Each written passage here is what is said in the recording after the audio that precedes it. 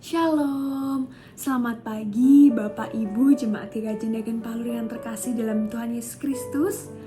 Perkenalkan kembali, saya Nia dari kelompok 13 GKJ Ndagen Palur yang pada tanggal 28 Maret ini diberikan kesempatan untuk sharing kebaikan Tuhan dalam umat menyapa. Dan saya akan membahas topik tentang belajar menerima teguran dalam terang iman. Dalam perjalanan hidup, tidak semua hal berjalan sesuai dengan apa yang kita inginkan. Ada kalanya seseorang sudah melakukan yang terbaik, sudah melakukan hal secara maksimal, tetapi ujungnya tetap ditegur, tetap dikoreksi, bahkan mendapat penilaian tidak nyaman didengar. Situasi seperti inilah yang terkadang menimbulkan pergumulan batin. Baik itu kecewa, malu, menyalahkan diri sendiri, bahkan menyalahkan Tuhan. Namun sebenarnya di dalam kehidupan iman, teguran bukanlah sesuatu yang menjerumuskan kita, tetapi menjadi pertanda bahwa Tuhan masih sayang sama kita. Tuhan mau supaya kita memproses dan membentuk diri untuk menjadi lebih dewasa. Di dalam Amsal 12 ayat 1 dikatakan bahwa siapa mencintai didikan akan mencintai pengetahuan, tetapi siapa membenci teguran adalah bodoh. Melalui ayat ini kita diingatkan bahwa walaupun teguran seringkali merasa tidak nyaman, tetapi maksud Tuhan baik di balik itu semua.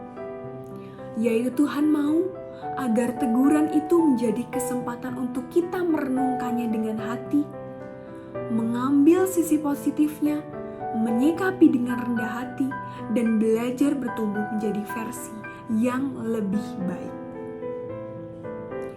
Hal ini menjadi reminder untuk kita semua sebagai pelayan Tuhan.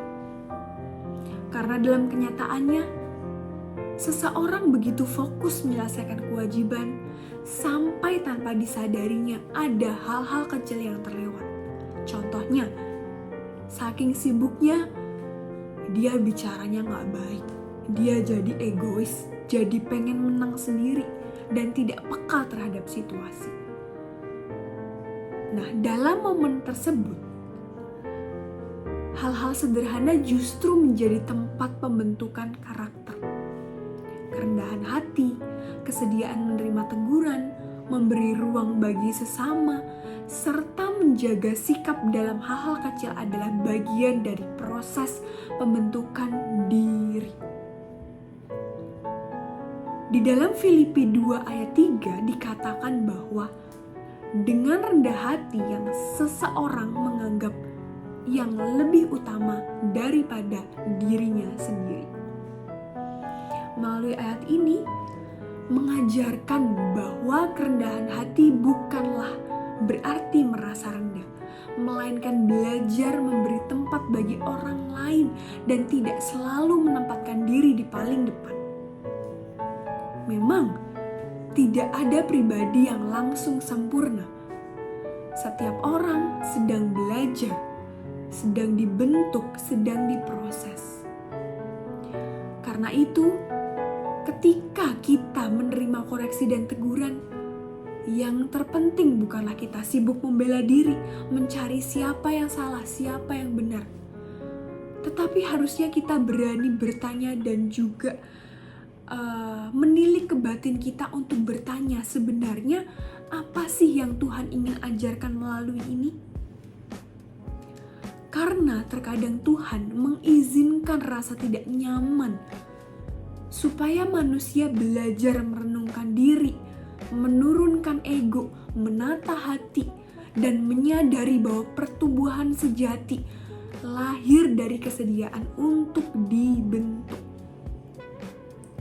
Sebagaimana emas dimurnikan melalui api, demikian juga karakter manusia dimatangkan melalui pengalaman yang tidak mudah. apa yang seringkali terasa berat hari ini bisa menjadi bekal kebijaksanaan di masa depan apabila dijalani dengan hati yang mau belajar. Sebagai penutupnya, semoga setiap teguran yang kita terima tidak menjadi alasan untuk berhenti melangkah, tetapi menjadi kesempatan untuk kita bertumbuh dalam kerendahan hati, kesabaran, iman, dan kasih. Karena pada akhirnya Tuhan tidak melihat apa yang dikerjakan manusia, tetapi Tuhan juga melihat bagaimana hati menjalani setiap proses kehidupan. Semoga hari ini Bapak, Ibu, dan jemaat semua dikelilingi oleh orang-orang baik yang tetap memberikan teguran kepada kita dan kita menyikapinya dengan rendah hati dan merenunginya untuk menjadi sarana kita bertumbuh menjadi pribadi yang lebih baik.